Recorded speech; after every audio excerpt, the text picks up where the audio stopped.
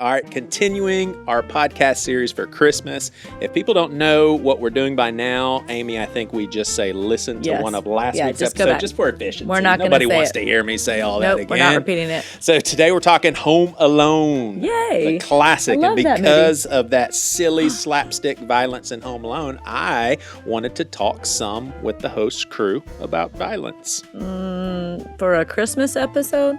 That doesn't really sound I knew that was going to Christmassy. get you. I knew that was going to stop you in your tracks there. Okay, very interesting. Well, right now, I want to invite you all to be a podcast That was patron. the meanest Amy could ever get. That's interesting. Yeah, I'm not going to even comment on that.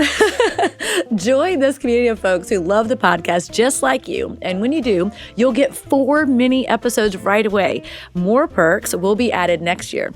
Click the link in the show notes. See if it's for you. All your money, all of it, goes to support fellow Seacoaster Jim Wright and his efforts to bring hope in a very hopeless place, local prisons. It's beautiful work that he is doing. And here's a quick audio collection of the content you can get now if you join. We're in a microwave generation. People want things now. Yes, we're not waiting. So if you join, you get 4 mini episodes right now.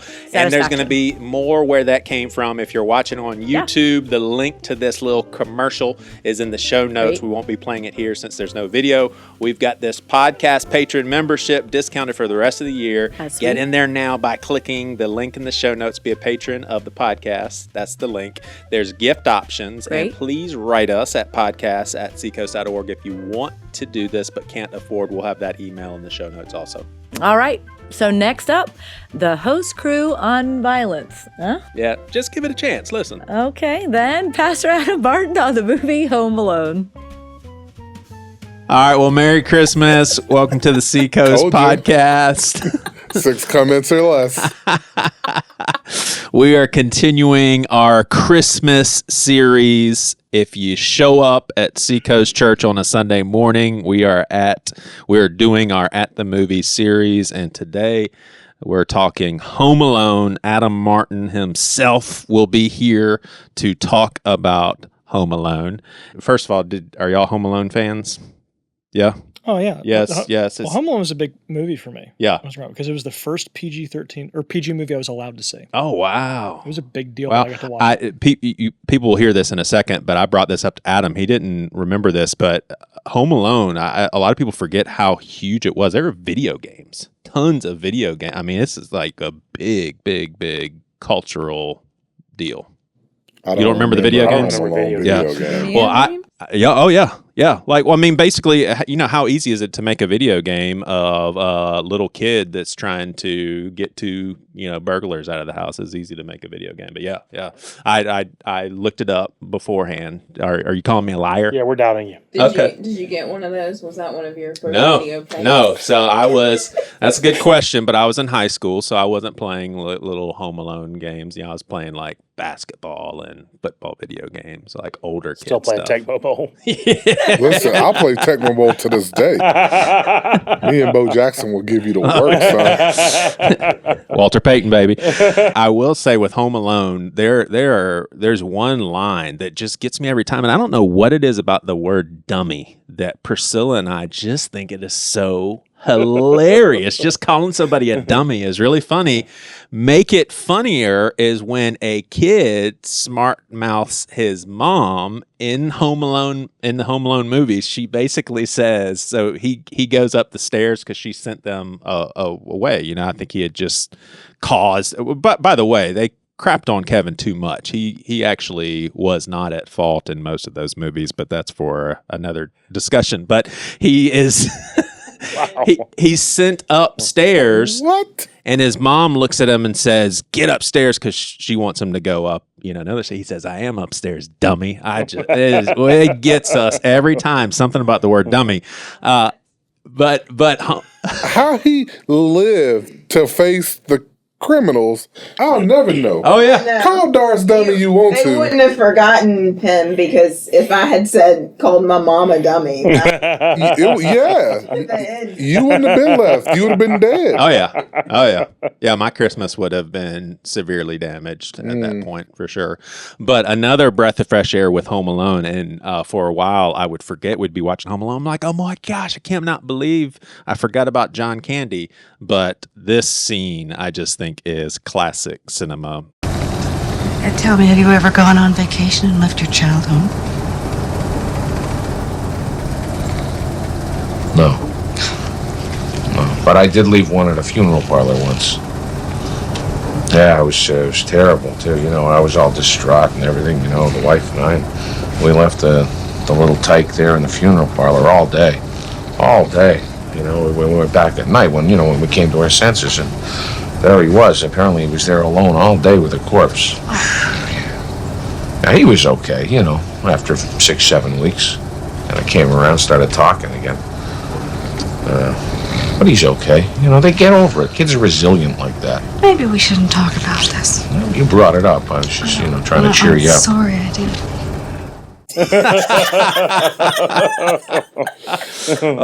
John Candy. Hey, if I asked you who the old guy, because I'm a huge Home Alone fan, and if somebody would have said, I'll pay you $500 if you can tell me the old guy in Home Alone, I would not be able to think of it for all the money in the world. I just knew him as the old guy in Home Alone. Do you know his name? No. Any guesses? Old Man Marley. Now, like when Adam mentioned it, I was like, of course, because I remember Buzz saying Old Man Marley, but I would have never guessed it. I thought you were saying like his real name. Yeah, that's what I was thinking too. Like the actors. Oh, no. Like in the movie, I would have never been able to guess that. I don't remember seeing him in anything else. All right, do y'all remember the hero? So you have Old Man Marley in Home Alone 1. Do y'all remember who in Home Alone 2 is the hero? The bird lady. Yeah, bird lady. That's what I call her too. It's hard for me to watch that and not feel like a judgmental heart towards her allowing birds just to live all over her. Should I feel bad? Should I feel bad about feeling judgment towards her? You should feel bad, but you should talk to someone about it. No, seriously, when you see somebody that lets birds live all over them, you don't think, oh man, something's messed up about that. Or you just think, oh wow, it's cool. I don't zoo judge sort of them. It's just a weird thing to. What? Joey, the more we know. It's also a movie, so it's. Yeah, but yes. Remember, it's a fictitious movie. It's like a lot of people, the more you learn about them, you're like, oh, I understand you better now. It is the opposite with you. Every time I learn something new about you. Well, here's the thing. Like if I meet someone and like let's say I meet a homeless person downtown Charleston, I don't have any sort of judgment. I'm thinking I could be in their same shoes if my life would have played out differently. But if you're letting birds live on you, it's just a different category of sizing someone up. Again, and I feel bad about myself. Fictitious person. I know, but there's got to be real people that lets birds. All right, so by show of hands, who in this room knows of anyone who lets birds live on them? Dang. Hence why I have a hard time.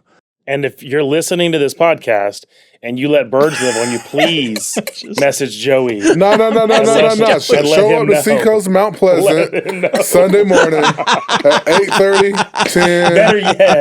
Better yet, show up outside Joey's house and just completely freak him out. Yeah. We would love to host you.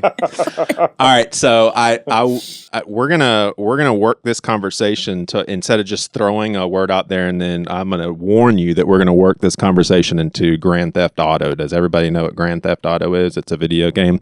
All right, so these movies are unbelievable. You mentioned that it's PG. They're unbelievably violent. It's just, and we've talked about violence on this podcast, it's just the type of violence that is more acceptable to kids. I grew up on Tom and Jerry. Did you watch Tom and Jerry? Yeah. So Tom and Jerry, I'll never forget. It was about 15 years ago, and it was when everybody was picking at everything and finding everything wrong with everything that we ever consumed in the past. Some of it was good awareness, I guess, but Tom and Jerry was picked on for being a super violent cartoon.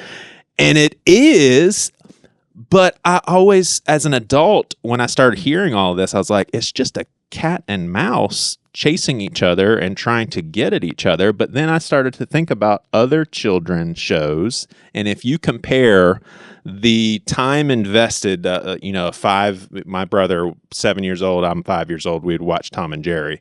What we were consuming watching Tom and Jerry, you compare that to what we were consuming with like Mr. Rogers or Sesame Street, and we're talking completely different uses of our time. One of them, we're being educated and we're taught values by Mr. Rogers and Big Bird. Tom and Jerry, we're just watching two little rascals try to kill each other.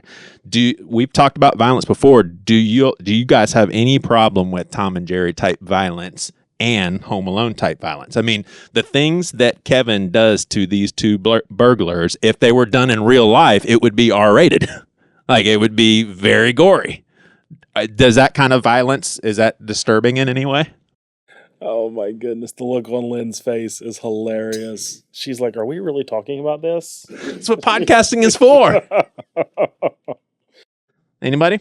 No.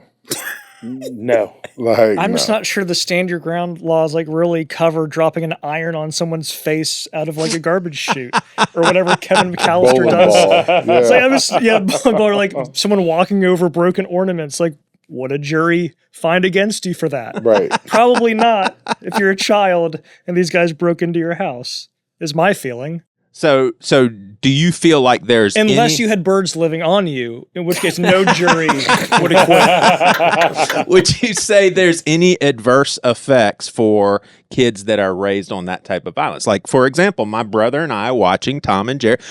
I'm saying this because I would say an emphatic no way. It's a cartoon. They're chasing each other, but there was a big pushback on those sorts of senseless violence in cartoons. I don't know if y'all remember this or not. It was when everything was being, everything is still kind of being picked apart, but Tom and Jerry was being picked apart. I'm like, don't mess with Tom and Jerry.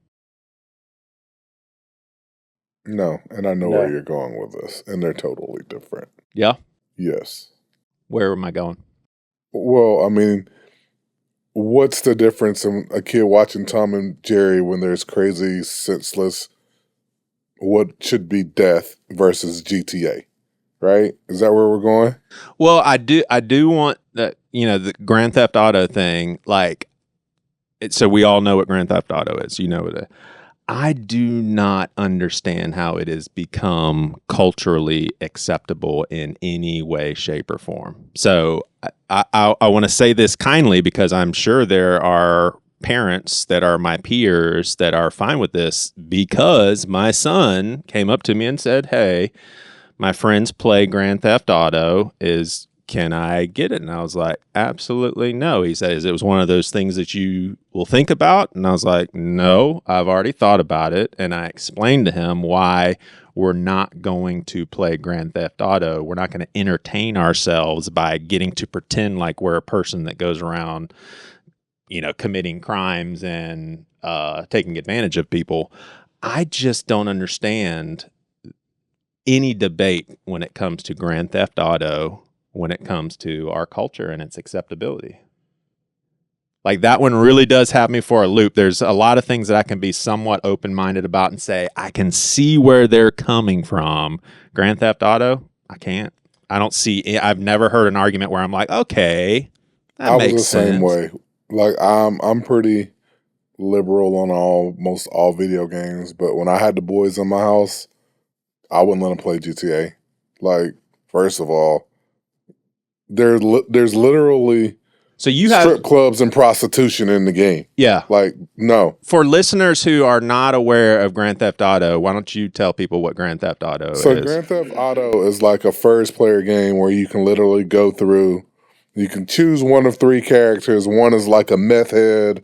One is like a gangbanger. One is, I forget the other one. And you can do stupid stuff like steal trains and cars and airplanes and rob drug dealers and all this stuff. and like it's multiplayer, so you can play against other people in a gaming community or with your friends at home. But it also has like a reality side to it, to where you can do things like go get adult entertainment or pick up random girls on the side of the road, and like that's where you lose me. Like, I'm all for senseless violence to an extent, but when you add the sexual nature to it, you lost me. Yeah.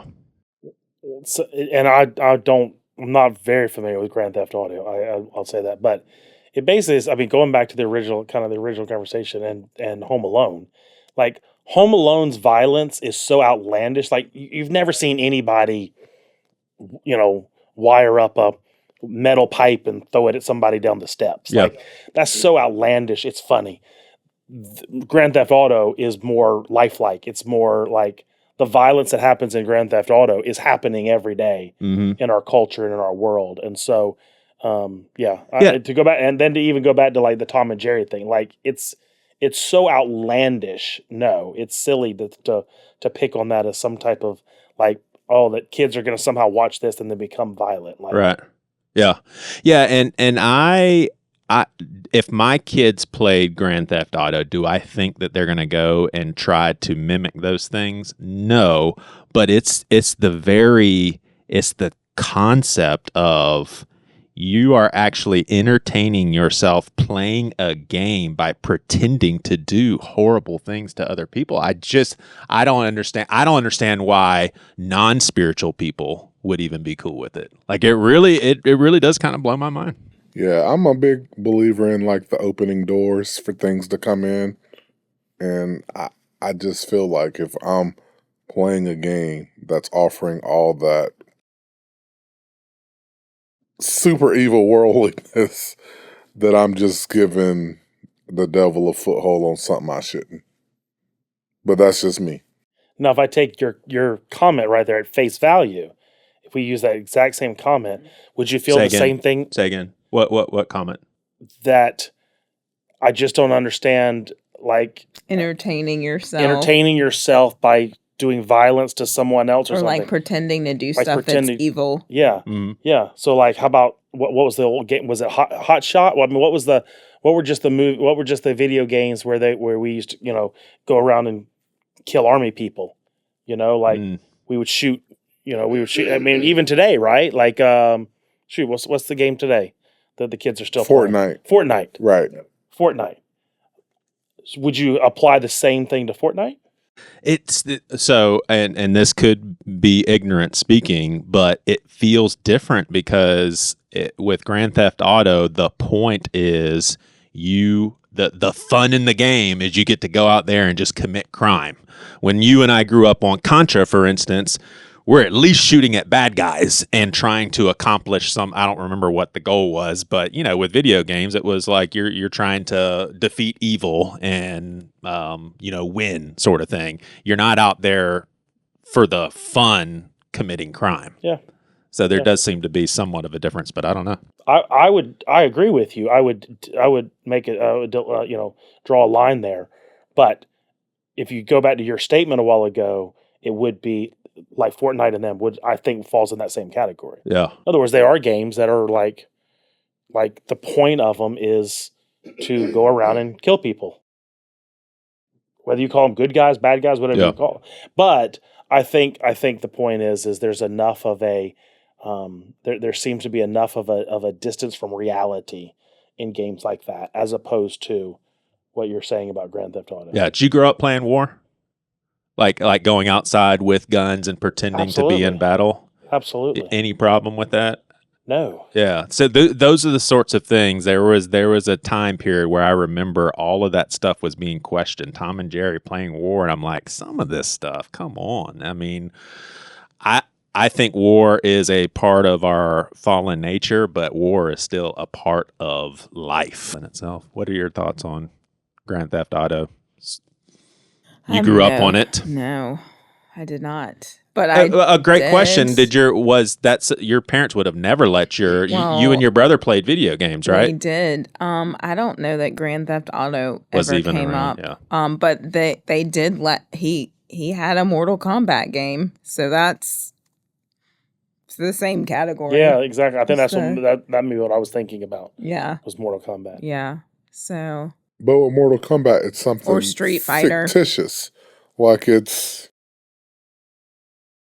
I don't know. It's Scorpion. It's a guy with no face. It's not even close to being a real person. But Street Fighter. Also, Blanca, all those people, not real people. I don't think any video game people are real people, but I mean, in GTA, it's the dude's name is Trevor.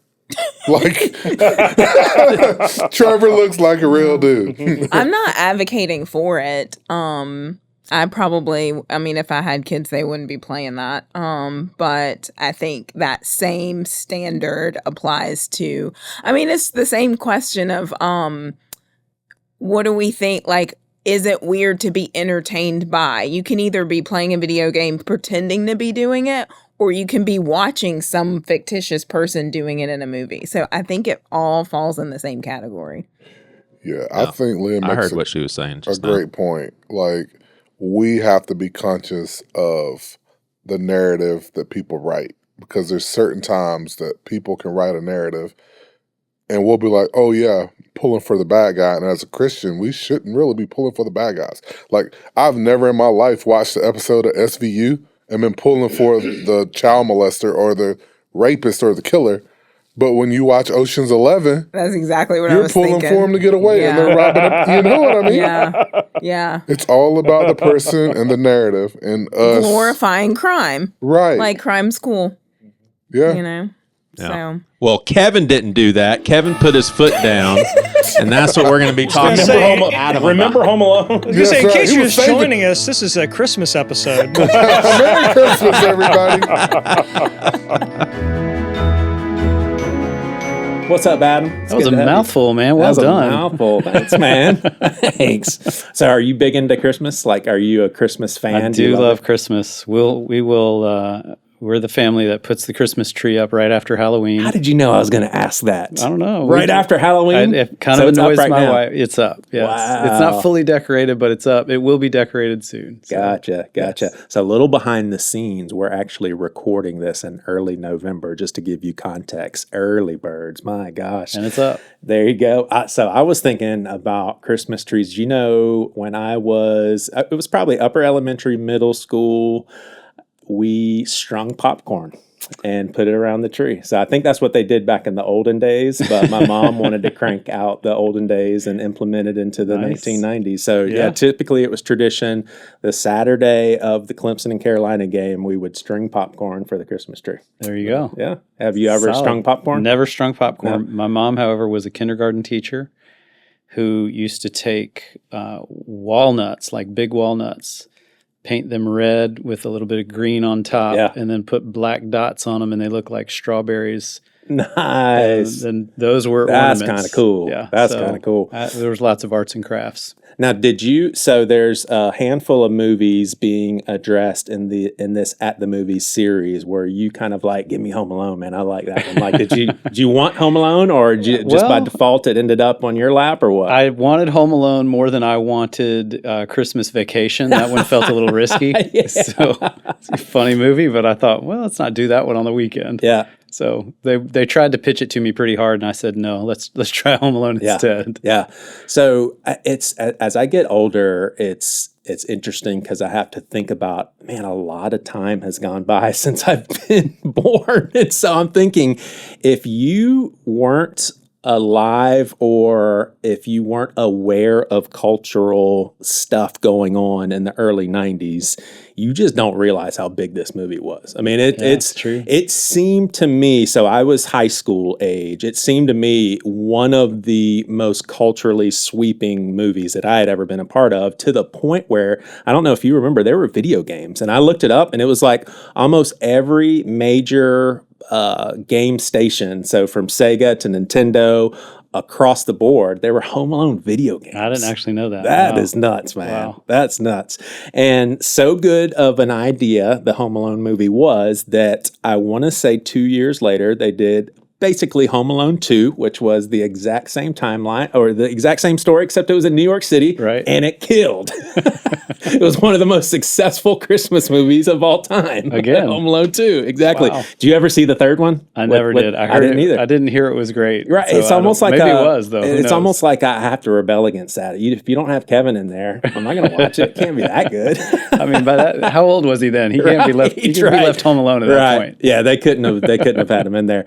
All right, so I thought this would be interesting to share with our listeners. The house from the 1990 movie Home Alone was listed for sale in May of 2024. And this sounds crazy for us that live in Charleston. We're like, that little, but $5.25 million, and it sold within a week. So it went on the market and it sold right away. It's in Illinois. Yeah. But Adam, I wanted to put myself out there and say, and this may not fit with your notes and your sermon, but I want to go and say on the record. This feels like the first curveball of the podcast. Maybe so, but I'm curious what you think. His family, Kevin's family, and do we have to give people a Cliff Notes version of this movie? If we do. It's been out there a while. Yeah, it's been out there a while. But I think his family was too harsh on him, and they didn't slow down enough to see that he was indeed, and I looked up the quote. He said he's the only one getting dumped on. Right. I agree. Yeah. They weren't slowing down enough to see that his family was horrible to him. Yeah. Oh my gosh, even in the second one. It's true. So, Adam, before we get into Home Alone, because obviously it's a lot easier to talk about a Home Alone movie than Elisha, the prophet. Yeah. But sounds like Elijah was kind of the original Home Alone kid in some degree. In some ways, I guess you could say that. Yeah, I don't know that John Hughes had him in mind necessarily, but tell I love how you weave that in though. So just tell people the scoop on Elijah and how you brought that into this Home Alone talk. So good job on this sermon, by the way. Thank you, I appreciate it. It was hard for me, but one of the more famous Old Testament prophets had certainly one of the more famous moments as a prophet where he took on all of the prophets of Baal as well as King Ahab and Jezebel, and that was, that's a pretty remarkable moment in Scripture in 1 Kings 17. But it was really 2 chapters later where we see an interesting shift in Elijah's life. He has this incredible opportunity to represent God, watches God really kind of come in a powerful way, and then all this doubt overwhelms him, all this fear overwhelms him in chapter 19. And as a result, he feels like his life's being threatened, he's being persecuted. As a result, he takes off. He just runs into the wilderness, finds a cave, goes into the cave, and from there, in that isolation, begins to feel and see and believe things about himself that weren't necessarily true. And God met him in that space, confronted him with a question, what are you doing here, Elijah? And I love the question. It seems fairly benign as you look at it in the Scripture, but the fact that he uses Elijah's name makes it very personal. I love that. He could have said that differently, but he said, what are you doing here, Elijah? He could have said young man. Yeah, I could have said anything.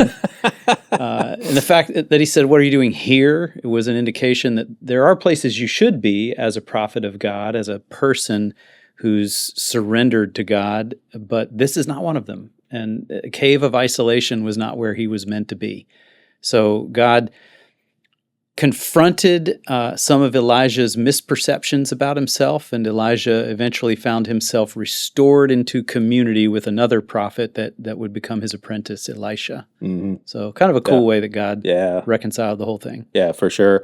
So Adam, I asked you beforehand with a lot of your background as a mental health professional, if we could get into some mental health stuff and kind of focus in on isolation. We're going to go through your 3 points that you made in your message, but bottom line, you guys have seen the movie, and when Kevin figures out for the first time that he's left home alone, he's pretty psyched. Yeah. I'm home. What he chants something. I don't remember. He started screaming and eating everything that he probably wouldn't have been allowed to eat. Yeah, and so with isolation, your point number one, you say that pain tells us we are better off alone. And I'll read word for word. You say that pain has a way of telling us that we are better off alone. And despite how much we want connection with others, the pain of feeling rejected or unseen tells us that we are safer on our own.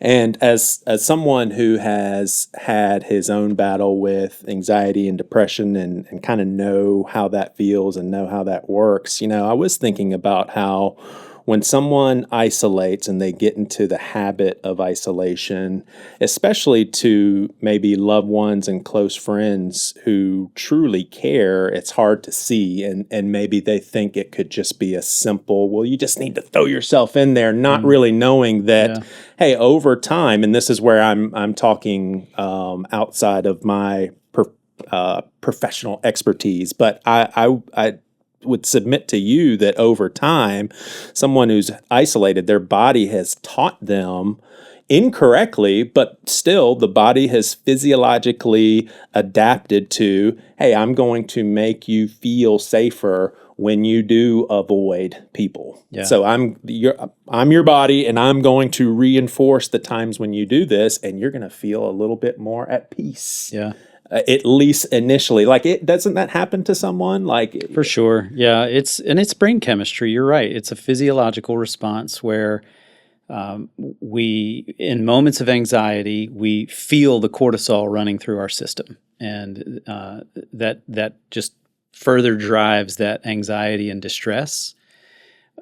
On the other hand, in moments of authentic connection, we feel the endorphins and serotonin that soothe us.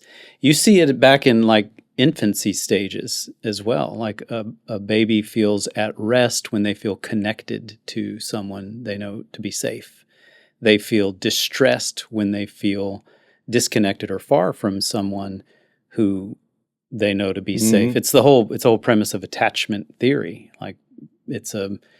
It's definitely a chemical response in the body that we're feeling in moments like that. So yeah, we teach ourselves that connection is dangerous when we've had enough painful interactions with people that were important to us. Where it goes from there is even worse, because then we internalize those interactions. We allow ourselves to believe there's a reason we were treated the way we were, or mistreated. And is it usually accepting blame? It's probably my fault? Yeah, we do the mental math in our minds, and the scary equation ends up with, there's something wrong with me. Yeah. We turn the arrow back on ourselves, and of course I was mistreated because there's something wrong with me. Gotcha. That's where it gets scary for us. And then the isolation, it's a cycle that tends to spin itself. The isolation only increases. And because we don't want to experience those feelings again, because we want to avoid those kinds of conclusions again, we choose isolation. And so you and your team with the mental health department here at Seacoast, I mean, you've got, I mean, obviously you guys don't talk about clients because that's against protocol, but you guys as a team have to be, I would say, generally aware of the repetitive things that come in as far as issues that people are having. Does it work out like this? Like someone may have had a super toxic relationship with parents, or maybe a spouse, maybe a sibling, and they did need to disconnect. Like it was a bad situation, so they disconnected from all of the people they were close to for good reason, and they just don't have anybody else left. Like, is that because the statistics are staggering? I mean, I read one place where 1 out of 4 adults describe what science would basically say, oh yeah, that's isolation. I heard another one, 40,000 people were surveyed, about 20,000 adults felt like they were isolated. So this is a lot of people. How do folks end up not really having anyone? Like that's hard for me to compute. I think you're on to something. It's it can happen through adverse childhood experience where someone they should have been able to trust, a parent, a caregiver, turns out to not be trustworthy or in fact hurtful, and that relationship creates harm. That that can tell us, again, we're going to do mental math through experiences like that. That can tell us, well, if I can't trust that person who lives in my home and I should have been able to trust, who can I trust? Who's worth that kind of risk? And again, we'll work ourselves to a conclusion that nobody's worth that risk. So isolation is almost always, I don't know that I can, if I think back through clients that I've worked with, I don't know that I can see a time where isolation was not intentionally chosen as a self-protective strategy. Gotcha. That's all it ever is. No one chooses, I just want to be alone because I like being alone. I mean, isolation is painful in and of itself. That's why, we were talking earlier about some of the impacts it has on our health. But the reality is we choose it to protect ourselves from future pain. Yeah. And because, and this is, you tackle this so well in your sermon, because people need connection, we then will, because we're lacking that, it's like to cope with the isolation is when we pursue unhealthy habits, like the low-hanging fruit alcohol, for instance. As well, I can turn to this, and that can medicate my feelings of feeling isolated. Of isolation. Yeah, exactly. Yeah, so we don't ever solve anything with that protective strategy of isolating. We only add another problem to it. Yeah. And that additional problem requires an additional coping strategy, which can often involve an addictive pattern of any type. Yeah. But yeah, we've somehow got to mitigate the impact of isolation on our hearts and minds. It's funny. So reading your script, I don't think I could have ever guessed without looking it up what the guy's name was. The old guy. I just called him the old guy in Home Alone. And I love him. I love that character. The old guy in Home Alone, but old man Marley. And that brings us to your second point in the message, that fear tells us that trust is dangerous. Yeah. And what let me read some more of your message. Because our fear tells us that trust is dangerous, we withhold trust as a means of protecting ourselves, what you were just saying. The problem is that relationships need trust like a tree needs water. So without trust, our relationships are starved and they begin to break down. I'm curious, when someone has fully isolated and they have done this for a good little while, what are, and obviously everybody's different, but just generally, what would be some good first steps that you as a therapist would walk someone through? You actually brought up a really cool Jordan Peterson quote when we were talking before. Maybe that would be a... Yeah. So he uses an idea that he calls voluntary confrontation. Jordan is big with exposure therapy. So his idea is that we essentially, whatever distressing circumstance we're experiencing in our life, we have to, on our own or with the help of a friend or potentially a professional, we have to be willing to voluntarily confront that thing. If it's isolation, if that's a pattern that we're involved in, and we can isolate in all kinds of relationships within our family systems, within our marriages, within our friendships. If isolation is a pattern that we're given to, then we're going to have to voluntarily confront that instinct to run, because we think that fear tells us we're better off alone, and trust tells us pain tells us that trust is dangerous. Am I getting that right? Yeah. I wrote the points. I should know this. But we have to be willing to voluntarily... Fear tells us trust is dangerous. Fear tells us trust is dangerous, right. So we have to be willing to voluntarily confront those things when they arise. And instead of moving away from people, we instead move towards them. I think it's Eugene Peterson, actually. There are 3 moves of the human spirit. We either move towards one another, which is what we were made for. Did I say Jordan Peterson? No, this is different. This is different. You were right. That was Jordan. Like, well, This is Eugene. Yeah. So we either move towards each other, which is what we were meant for, connection. We move against each other where there's just friction, or we choose that isolation path and move away from each other. There's only one of them that allows us to thrive, and that's moving towards each other.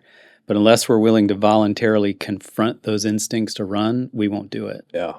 Yeah. And it's hard. It's very hard to hard. confront. Scary. It's Yeah. hard to confront. Right. So if I would have not, so I've talked to a lot of therapists over the years in podcasting, and there was one who I plan on bringing on the Seacoast podcast at some point, but she did a TED talk about how people literally live shorter lives when they're in isolation. Yeah. And so had I not talked to her, I would have been like, this just can't be right. But this is from a professor of psychology and neuroscience at Brigham Young University. So yeah, just one person, but still it's substantiated scientific stuff here. I sound professional, right? You use the word stuff. But lack of social connection heightens health risk as much as smoking 15 cigarettes a day or having alcohol use disorder. She's found that loneliness and social isolation are twice as harmful to physical and mental health as obesity is. That's insane, man.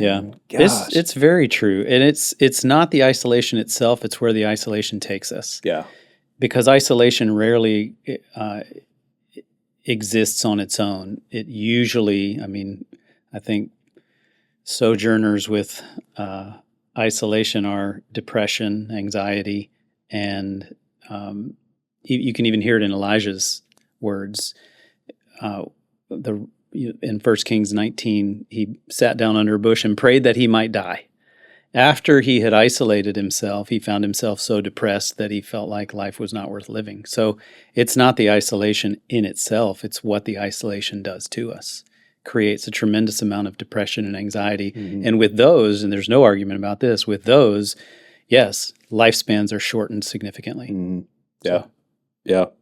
So it's a serious stuff, and sure. I feel comfortable with saying that if we're presenting a major problem, Adam, I think you would say this with me, that we are a part of a church that it would probably be a somewhat of an awkward thing to put yourself out there, but like if you called the church or went up to the info center on a Sunday morning at any of our campuses and said, I think I've pretty much isolated myself, we're going to have some next steps that could possibly be helpful to you. I hope so. Whether it's a therapist here at the counseling center, a small group, mm-hmm. or just sitting down with a pastor. Isolation, it is a serious problem, and if you're listening, we would encourage you to consider Pastor Adam's third point, and that is that love is daring us to reconsider. So reconsider your isolation. Love is daring us to do that. Why don't you unpack that a little bit? Yeah, Jesus was very clear that oneness was a big idea for him. We see it throughout John's gospel. We see it throughout most of the New Testament. But the idea of reconciling two things together, that was Jesus' whole purpose, right? Mm-hmm. He wanted to reconcile us with our Heavenly Father. It came at a great price. If it weren't important to him, why would he be willing to pay such a great price? So I do believe that it just in looking at his life and looking at what he's calling us to, everything about him, who, if we want to talk about love embodied, it is Jesus. Everything about him is daring us to reconsider that we might be wrong, that isolation can actually protect us, that we might be wrong, that we'll be better off alone because of our pain or fear. Mm-hmm. And that's really the only thing we want to do when we're working with a client at the counseling center. We want to try to create opportunities to interrupt these negative thought patterns, these false beliefs that they're better off alone, or that they're unworthy of love, so I'm going to withdraw into the shadows so that nobody else can hurt me. We would love the opportunity to interrupt those kinds of thought patterns because it's not what we were made for. Yeah. So it doesn't matter what the client is going through, whether it be addiction, depression, anxiety. It could be something even more clinically oriented. There is a component of that where we have to try to reorient that person towards connection and relationship, because they will do better within a system of people who love and support them than they will on their own. Yeah. Yeah. And if I'm not mistaken, I'm pretty sure your point 3.2 in the sermon is actually dealing specifically with forgiveness. Yeah.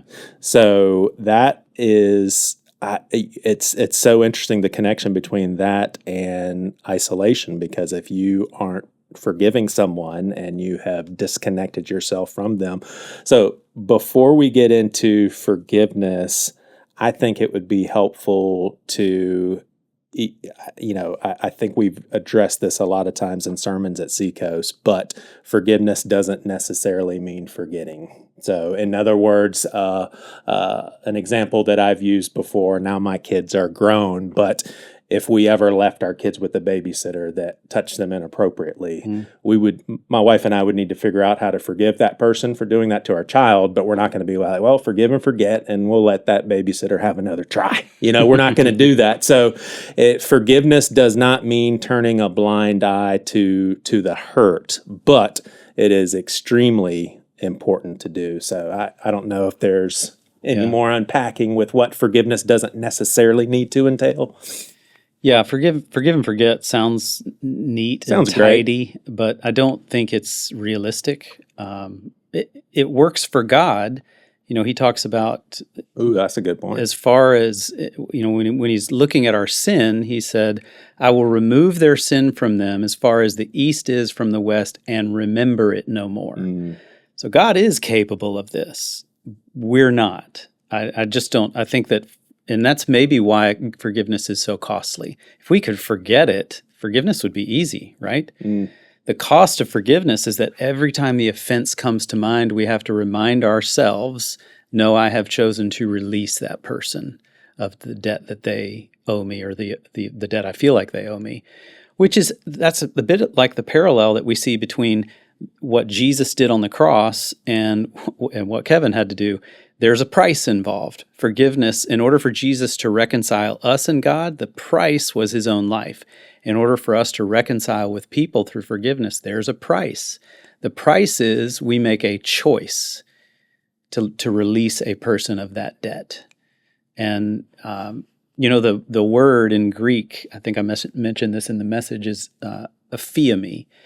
And there's a connection to it in the Old Testament. We see it in 1 Kings 19, where God says to Elijah, go back the way you came. That's the Hebrew word shub. Its corresponding word in Greek is aphiemi, which is where we see that in the New Testament, where Jesus calls the disciples to himself. And the text that follows is, and they left their nets and followed him. That's the word aphiemi right there. They left behind something.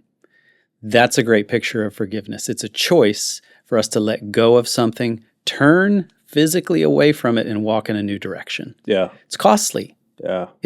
But it's not something we're going to forget. It's a choice we have to make to let go of it, turn away from it, move in a different direction. And so it's profound for me over the last several years to see how those words correspond to one another from Old Testament to New. Yeah, that's cool. What I think is so neat too about how the movie plays out, because I remember this particular scene, and I'm pretty sure that the mother, Mrs. McCallister, she kind of stoops down at Kevin's level at the end of the movie.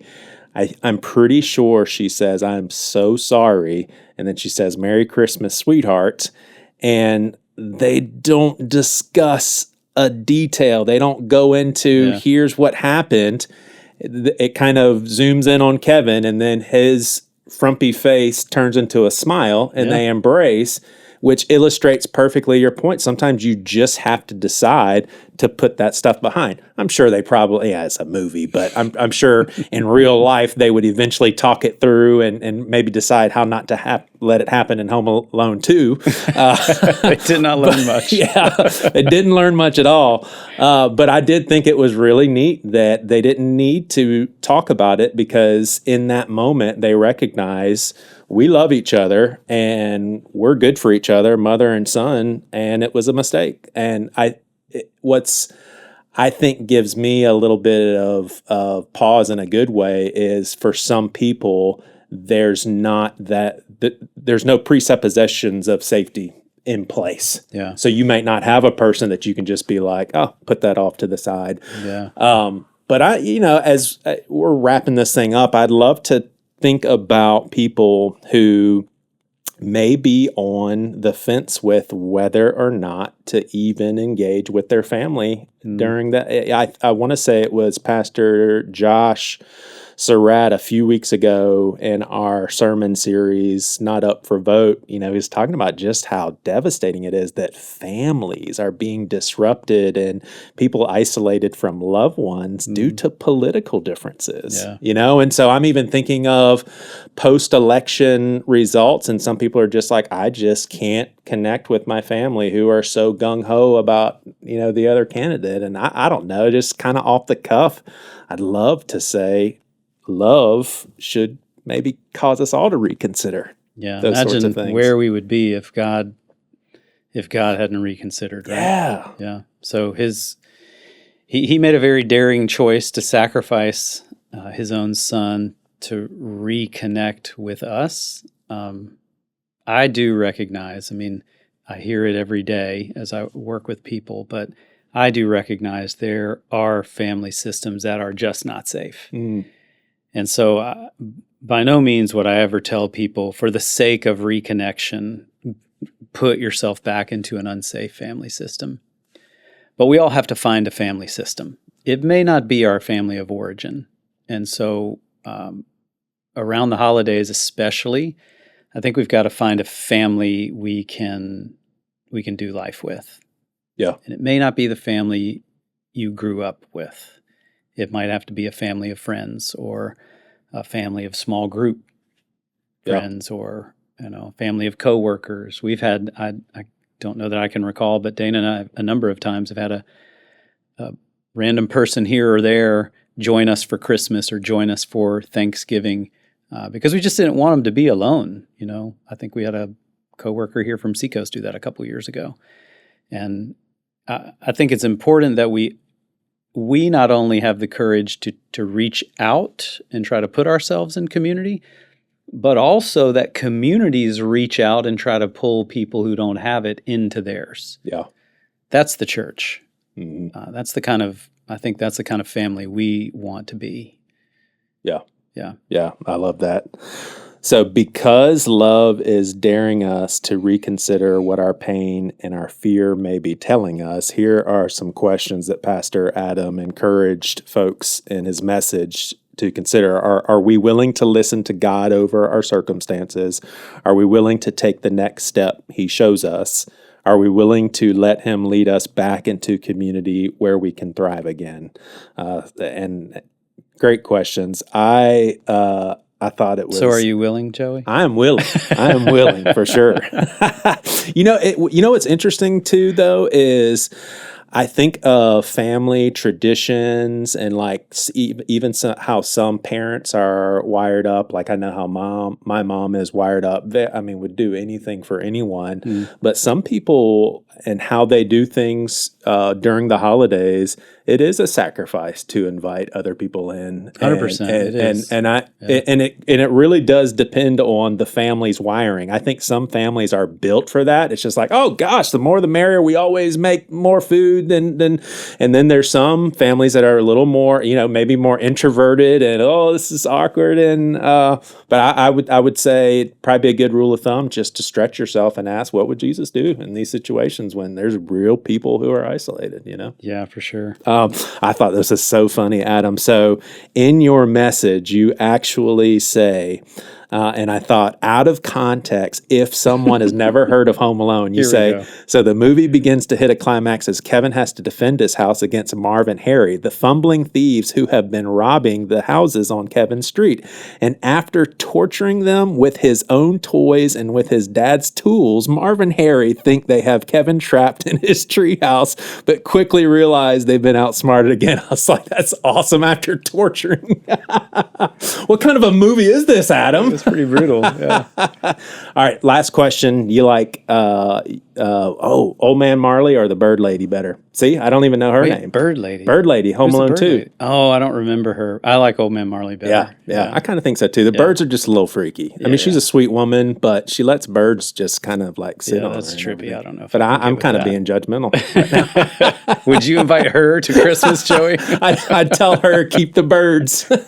You can come in without the birds. So, hey, thank you guys for listening. And Merry Christmas. Merry Christmas. You've been listening to the Things You Won't Hear on Sunday Seacoast podcast. In the show notes, you'll see a link to our Facebook group page. Also, we'd love for you to consider subscribing so you get these episodes downloaded right when they come out. Thanks so much for listening.